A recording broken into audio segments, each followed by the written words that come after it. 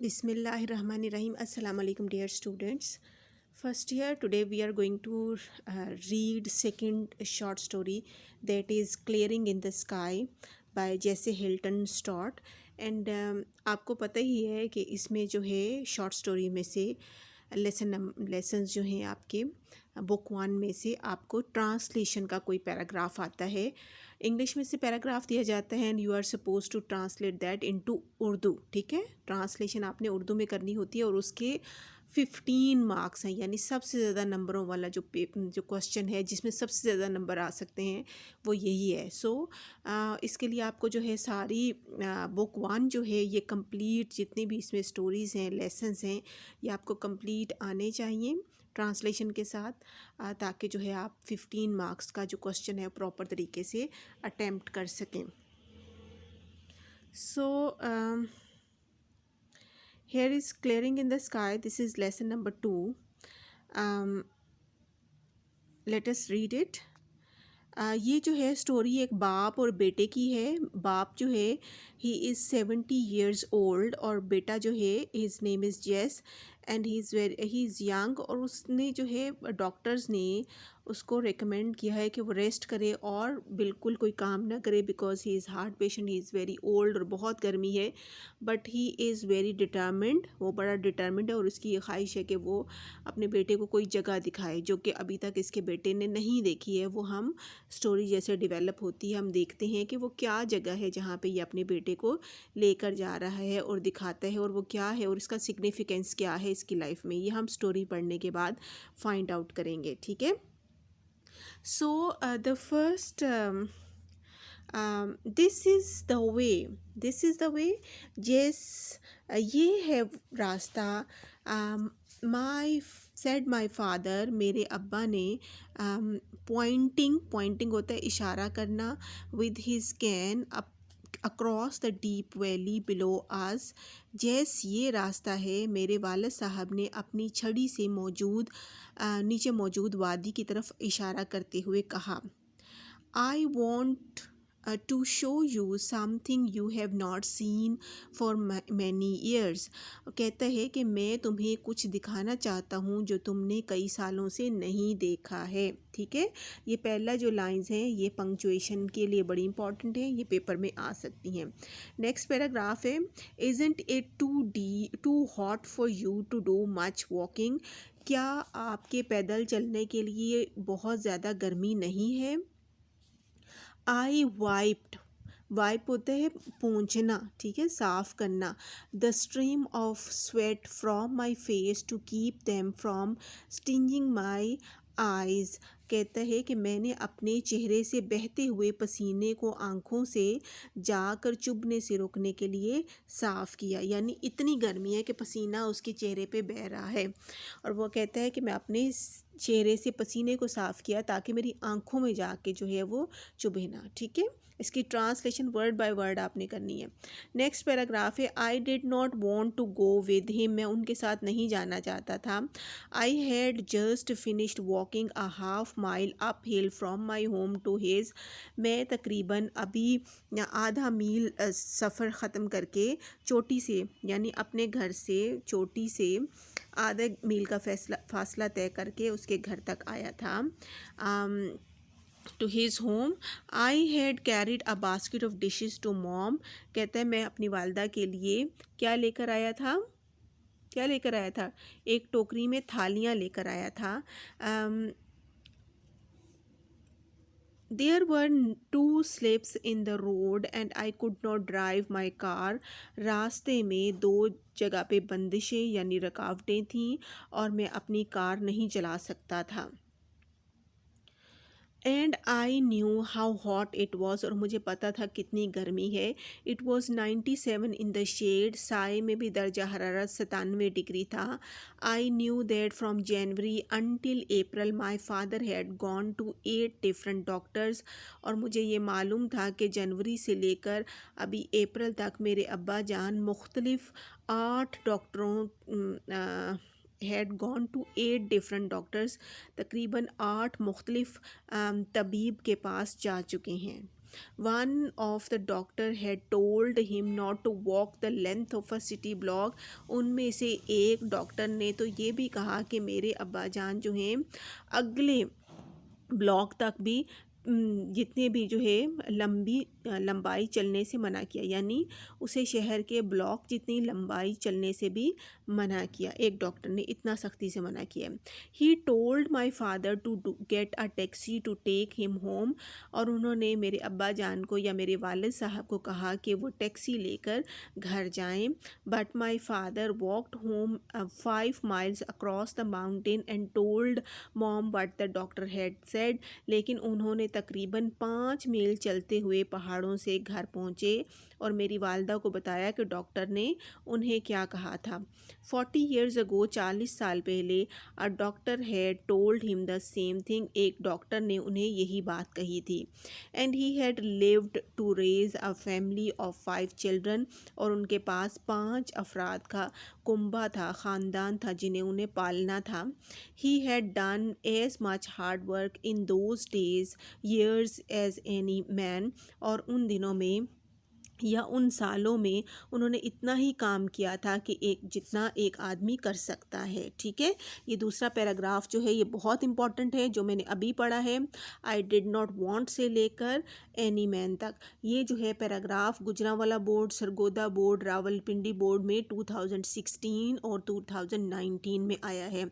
ये पैराग्राफ आपने बहुत ध्यान से तैयार करना है, इसकी ट्रांसलेशन अच्छे से कर लें और इसके वर्ड मीनिंग्स तैयार कर लें, this would definitely help you.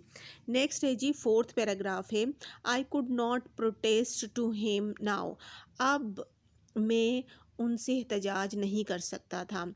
He had made up his mind, क्योंकि उन्होंने अपना जहन बना लिया था या उन्होंने ठान ली थी। When he made up his mind he do a thing he would do it, for he had to crawl. उसने ये बात ठान लिया था, जब जब वो किसी काम करने के इरादा कर लेते या किसी काम करने का ठान लेते तो उसे ज़रूर करता, चाहे वो उसे रेंगना ही पड़ता, यानी चाहे उसे कितनी ही तकलीफ़ बर्दाश्त क्यों ना करनी पड़ती। He did not care if it was 97 in the shade और 16 बिलो ज़ीरो।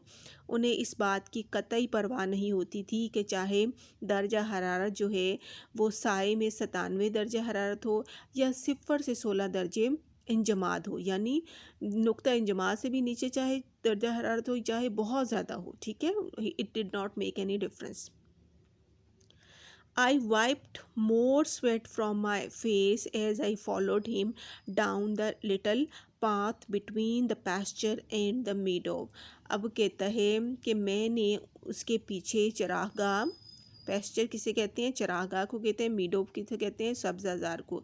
चरागाह और सब्ज़ाज़ार के दरमियान वाक़या तंग रास्ते से गुज़रते हुए अपने चेहरे से मज़ीद पसीना साफ़ किया। ये जो है आई कुड नॉट प्रोटेस्ट, ये वाला पैराग्राफ जो है 2016 में फैसलाबाद बोर्ड में आया है। नेक्स्ट है जी, suddenly he stopped at the edge of a meadow, फिर जो है अचानक वो सब्ज़ाज़ार के किनारे में जाकर रुक गए।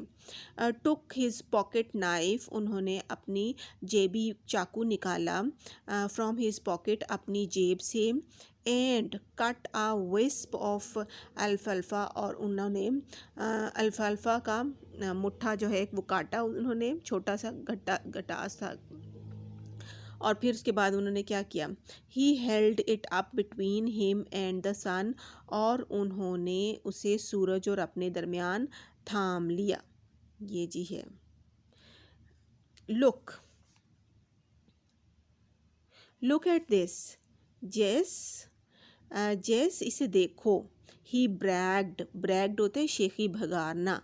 Did you ever see better अल्फाल्फा grow out of the earth, क्या तुमने इससे बेहतर अल्फाल्फा ज़मीन पर उगे हुए पहले कभी देखी है। ये रावलपिंडी बोर्ड में 2018 में ये लाइंस आई हैं।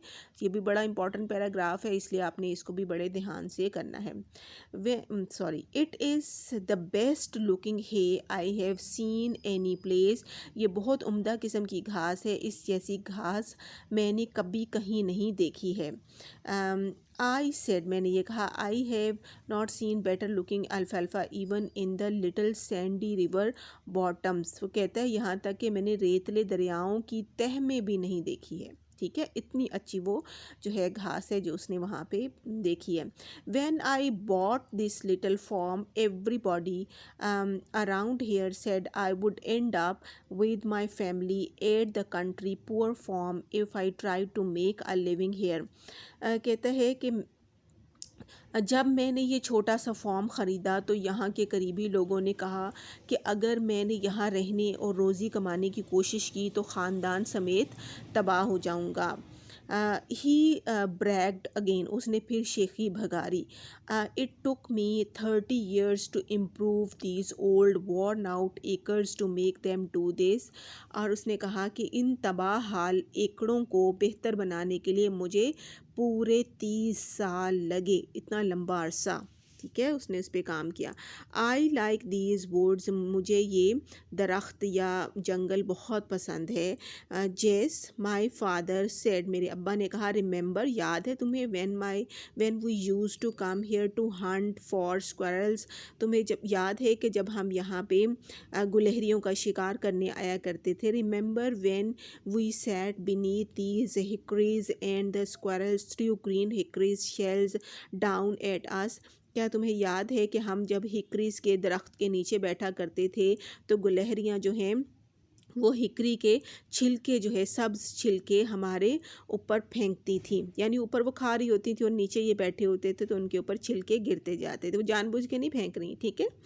The morning wind just at the break of the days in August was so good to breathe, और जो अगस्त के दिनों की जो सुबह की हवा होती थी वो सांस लेने के लिए बहुत ही खुशगवार लगता था। I can not forget those days, मैं कभी वो दिन भूल नहीं सकता। एंड इन अक्टूबर, और अक्टूबर में, when the rabbits were ripe, और जब अक्टूबर में जब खरगोश जो हैं वो जवान हो जाते थे। And the Frost had come, और जो है धुंध आ जाती थी। उस वक्त क्या होता था, and the hickory leaves had turned yellow, और हिकरी के दरख्त के पत्ते जो हैं वो जर्द हो जाते थे। And when the October wind below, और जब अक्टूबर की हवाएं या आंधियों वाली हवा चलती, they rustled the big leaves from the tree the way they fell, और फिर उसके बाद वो सरसराहट की आवाज़ उन पत्तों में पैदा होती जैसे वो नीचे गिरते थे। Like yellow rain drops in the ground, वो कैसे पत्ते गिरते थे, वो पत्ते ऐसे गिरते थे जैसे जर्द रंग की बारिश हो रही हो, यानी पत्तों के गिरने का खूबसूरत मंजर बयान किया है कि पत्ते वो गिर रहे हैं और सरसराहट की आवाज़ भी है और ऐसे लगता है जैसे जर्द रंग की बारिश हो रही हो। रिमेंबर, याद है, ही ही सेड, उसने ये कहा, याद है तुम्हें, looking at me with the pale blue eyes, उन्होंने अपनी जर्द नीलगों आँखों से मेरी तरफ देखते हुए कहा, how are horns raise and scout, कि किस तरह हमारे शिकारी कुत्ते रेग्स और स्काउट जो थे would make the rabbits circle, वो किस तरह खरगोशों को गोल गोल घुमाया करते थे। There were good days, these were good days, कितने खुशगवार दिन थे। Just that's why I remember this mountain, इसी वजह से मैं इस पहाड़ों को याद करता हूँ। ये जो है ये पैराग्राफ जो है ये भी बहुत इम्पॉर्टेंट है, ये लाहौर बोर्ड में 2013 में आया है। ठीक है, ये पैराग्राफ जो मैंने अभी पढ़ा है ये बड़ा इम्पॉर्टेंट है, इसलिए आप इसे अच्छे से तैयार कर लें। Is that what you wanted to show me, क्या ये है जो आप मुझे दिखाना चाहते थे। आई आस्क्ड, मैंने पूछा। Oh no no, he said as he began to climb the second bluff, उन्होंने कहा कि नहीं नहीं, उसने एक रास्ते पर चलने से पहले कहा, जो कि अचानक आसमान की तरफ जानिब बुलंद हो रहा था। सेकेंड ब्लफ, ठीक है, lifted abruptly from the flat towards the sky, ठीक है. The pine on the top of the mountain above us looked if they as if the fingers of their long bows were fondling the substance of the white cloud. अब कहता है कि हमारे सामने मौजूद पहाड़ी पर सनोबर के दरख्त चोटी पर ऐसे दिखाई दे रहे थे जैसे उनकी लंबी उंगलियां सफ़ेद बादलों से छेड़छाड़ कर रही हों. कितना खूबसूरत उसने प्रेजेंट किया है. ठीक है. What ever every sorry line गुम हो गई है. Whatever my father wanted me to see was on top of the highest point of my form. कहता है कि जो कुछ भी मेरे वाले साहब मुझे दिखाना चाहते थे वो मेरे फॉर्म के सबसे ऊंची चोटी पर था. Highest, okay. And with this point many times I had been over this point many times. I had never seen anything extraordinary upon this high point of rugged land. कहते हैं कि मैंने यहाँ पे कई सालों आता रहा हूँ. इससे इस पथरीली ऊंची जगह पर मैंने कोई भी गैर मामूली चीज़ नहीं देखी है. I had seen the beauty of many wild flowers. मैंने बहुत सारे जो हैं वो जंगली फूलों की खूबसूरती देखी है. अ फ्यू क्लिफ्स, कुछ मैंने पथरीली चट्टानों को देखा. And many species of hard and soft wood trees, और बहुत सी अक़साम के सख्त और नरम लकड़ी के दरख्त को देख चुका था. Why do you take the path straight up the point. आप इस जगह का सीधा अमूदी रास्ता क्यों इख्तियार किया है. आई आस्क्ड, मैंने पूछा. Look at these other paths, ये दूसरे रास्तों को देखिए. What are they doing here, ये यहाँ पे क्या कर रहे हैं. मतलब वो कह रहे हैं आसान रास्ता लें, आप इतना मुश्किल रास्ता क्यों ले रहे हैं. Within the distance of a few yards, चंद गज़ के फासले पर, several paths left the main path, वो जो बहुत से रास्ते जो हैं वो जो दरमियाना रास्ता है वो उस तक मिल जाते थे. And circled round the slope, और उस ढलान के गिर्द घूमते थे. ग्रेजुअली क्लाइंबिंग द माउंटेन्स, जो कि बतदरीज पहाड़ की चोटी की तरफ जा रहे थे. All paths go the same way place, he answered, उन्होंने जवाब दिया कि तमाम के तमाम रास्ते उसी जगह पे जाते हैं. Then why take the steep one, तो फिर ये इतना आपने ढलान वाला रास्ता क्यों इख्तियार किया है. यानी अमूदी रास्ता क्यों इख्तियार किया है. ठीक है, ढलान कह लें या अमूदी कह लें, दोनों का मतलब सेम है.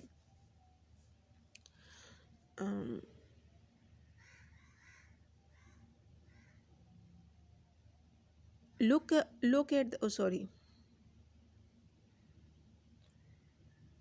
आई विल एक्सप्लेन लेटर. उसने कहा मैं बाद में तुम्हें बताऊंगा.